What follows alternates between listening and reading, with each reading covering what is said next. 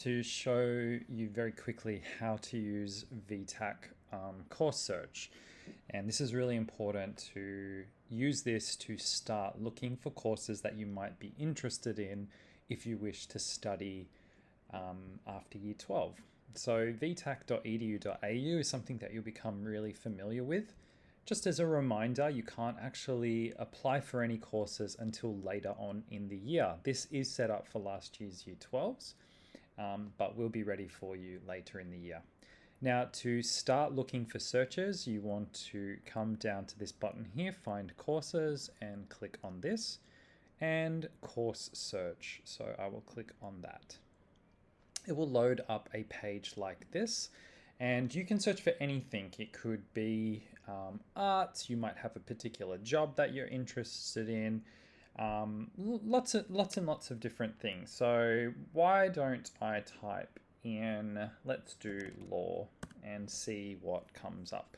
So this is our results, and there's 160 results that relate to law. If that's too much for you, because it is a lot to get through, you might wish to refine your search. So you can refine it using institutions. So you might have a particular place you want to look at first. Area of interest, you can use that if you want to, and qualification level. So for those that are moving on to university, it's very likely that you're going to use the HE, higher education. These are your bachelor degrees, diplomas. If you're completing VCE/VM or VCAL, there's potentially diplomas and degrees in here that you're eligible for, but also vet certificates, diplomas, advanced diplomas. So these are the two options. Otherwise, you can leave it blank. So I'm going to go through and see what we can find. So for example, let's look at this degree here. So straight away, I've got a bit of information here. So I've got laws, honours/arts. Straight away, I already know that this is a double degree. It has an arts degree and a law degree. Generally with law at an undergraduate level, it does have to have that honours year for you to be able to practice as a lawyer afterwards. You can see straight away that this is at Monash University and it's at their Clayton campus. So this is the hyperlink. I'm going to click on the hyperlink to take you through it. So in this case here, this is my result. So as you can see, it is a Bachelor of Laws with honours, which is technically another degree, and a Bachelor of Arts. So this is not a usual degree that people will take. It's technically got 3 degrees in it. The Bachelor of Laws, the honours year, and the Bachelor of Arts. And it will take you 5 years to complete. This little green box here, higher education, just is signifying that it is a higher education degree, and it's in this case, it's a bachelor degree. So here has the name of our university. So this one is Monash University. The next bit of information you have here is Clayton, which is the campus name. This number is the VTAC number. So when it comes time to applying for courses, you can actually enter this number into your VTAC account to add it to your preferences. One other thing is you'll notice it's kind of repeated here. So the first one is always the CSP places, or Commonwealth supported place. This just means that your degree is sponsored by the government, so they will pay for some of your tuition, so you don't have to pay the full course fees. Later on, you can also apply for fee help. So if you don't have the course fee, the money for the course fees, you can ask the government to, you can take a loan out from the government to pay for those course fees. This can be done full-time or part-time. And then lastly, this gray section here, it means that you can only enter this course by applying through VTAC. So we have to use VTAC to apply for this course. Otherwise, they won't consider you. If you are an international student, it is available. So you do want to make sure you use the right number when applying for courses if you're an international student. It's just worth noting, international students can only study this full time, and that's usually to fulfill their visa requirements. So the next bit of information that you will find in a search on VTAC is the course design. So this gives you an overall broad description of this course at this particular institution. So it's really worth reading this just to see if this is something that you're interested in. Now, Further to this, we've got a whole heap of information. So major studies is the first one. These are the subjects essentially that you can study as part of this degree. So for example, in a Bachelor of Arts, you'll usually have a major. So I'm a geography teacher, so I'm going to highlight this one. You can get a Bachelor of Arts and major in human geography. So you do a lot of geography subjects as part of your degree. It doesn't mean that every subject is geography. It just means a majority of them were human geography. So therefore you major in it. So essentially you're like an expert in that area. This particular course has some information sessions. So just keeping in mind that this is for the Year 12s last year. So please ignore the dates, but this is oftentimes where you'll get the open days added there. For this course, there is some professional accreditation because of the law degree. You want to make sure there are some occupations that require an accreditation in your degree. So to become a lawyer, it does need to be recognised by the Victorian Legal Admissions Board, and so this course does. There's another addition here. So if you decide to do a psychology major, it is accredited with the Australian Psychology Accreditation Council. The next section is pathways into this course. So it does give you some options to how you can get into the course. Sometimes you can see here, it's not too broad in terms of this. Yeah, sometimes you'll find these useful, sometimes not. The next section is the graduate career opportunities. So it does give you some information about particular careers you can get into. As this is a law degree, you can see that most of these careers are to do with law. Of course, a Bachelor of Arts opens you up to a whole heap of careers. We also have work-based placements available as part of the course. If such a thing exists, they will list them here. So you can see a law degree. It does have some information about that. There are also internships. So this one has an arts internship. So you can get some more information. There's often links here. If you're wondering what you can do after this degree and you'd like to continue on with studying, usually they've got information here. So you can do a Master of Law after this degree, and it'll only take you 1 year. So a Master of Law can often take 3 years. So that's quite good that you can get it done in one. Any additional information is popped into this section here. So it's a good idea just to have a quick look and see. Your course fees are often here, so it's often a hyperlink to the university or the institution's website, and it will outline how much the degree is going to cost. As I mentioned, you may be eligible for fee help, so if you don't have the money available, you can apply for a loan from the government. Lastly, we will have scholarships available. So these are usually scholarships available to those who become a student at the institution. You can apply for scholarships as part of your VTAC, and I will provide you with a video regarding that a little bit later on in the year. But you can take a look at what scholarships are available here and see if you are eligible. Now, the ATAR profile, this one's really important. So this ATAR profile was created this year.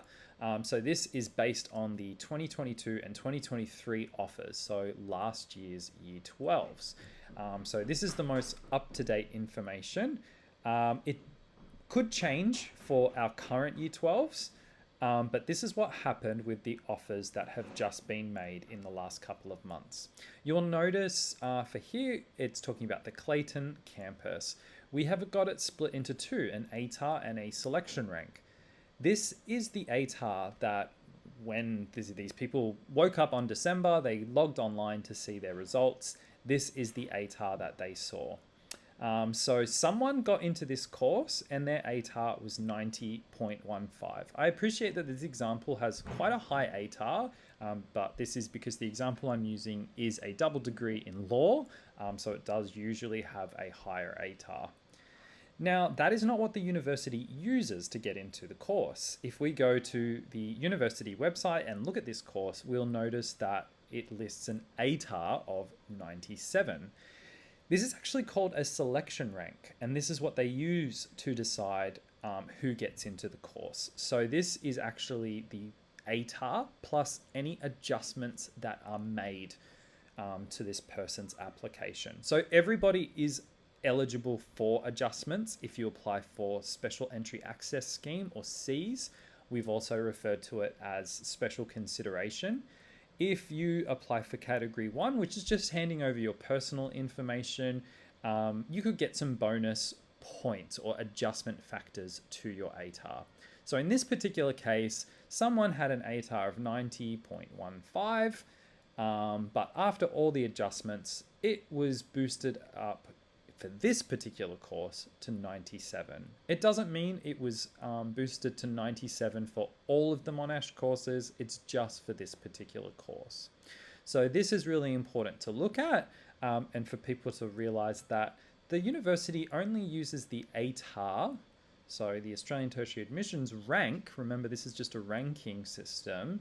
They only use this as part of their consideration. There's still other things to look at. So to see how they got to this selection rank, we can actually go down a little bit further. By default, it should be set as recent secondary education. So everyone should just use this one. But if you decide to apply for uni later down the track, you may need to investigate the other options. But we're going to look at it from this perspective. So we're going to come down and see the essential requirements used for admission into this course. So the prerequisite is that you do units 3 and 4 in either English, EAL, or English other than EAL. So this is just basically anything that's not EAL. For those that are doing EAL, you needed a study score of 35, and for everyone else, it was a study score of 30. So you do need to achieve that. It is a compulsory, as you can see over there, prerequisite. If you don't do an English, which is impossible, you have to do an English, you would not be able to get into this course. To move down, we can see the admission criteria for applicants. ATAR, this course uses the ATAR as part of its selection considerations. If we go down to the selection rank, which was this part we're talking about, so we'll just come back down here. If we're looking at the selection rank adjustments, they do this based on Special Entry Access Scheme. So those that were able to apply for SEAS, they were able to have their selection rank adjusted. And so that is how they may have gained entry into the course. If I was to use another course as an example with this, so I'm just going to go to, let's have a look at criminology here. So actually, I'll just point out there are some instances where you'll get this NP. It means that they do not use any ATAR or selection rank as part of their consideration for you entering the course. So many of you will get an ATAR, but in this particular course that I'm looking at, this one's at Victoria University, they aren't looking at your ATAR. This wasn't a great example, but you can see the difference in the requirements. I was looking for a course that had some adjustments, so sorry, pardon me. Let me take a look at, I know one for a fact. So let's go to arts and let's go to Monash. So I'll just go here, Monash University. I'll get rid of that, select courses. So arts at Monash, I just want to show you. So again, there is the selection rank, but the ATAR profile. So I'm going to come down here. For this particular one, the prerequisite into this course is English EAL for units 3 and 4, or any other English. EAL needed a study score of 27, whereas any other English just needs a 25. Now, with the selection rank adjustments, I'll come down again. This also has C's, which is very usual. But this is what I want to show us, our subject adjustments. So depending on what subjects that you do here at school, this particular course gave extra points if you completed some of these subjects. So as a geography teacher, I'm going to highlight this one. If my students in Unit 3 Geography, they have satisfactory completion of it, they will get 2 aggregate points per study. So you might actually do more than this. You might do geography, legal studies, and any history. And if You successfully complete all 3. That's 2 aggregate points each for a maximum of 6 points. And this is how an ATAR can change the selection rank so it goes up with those adjustments. So that's a good explanation of that. So these are the main things that you need to take a look at when using VTAC. And when it comes time to apply, you can use these instructions, but I'll be taking you through that process a little bit later on in the year. So I hope this is really helpful. And of course, you can always come and speak to me if you need some further information about this.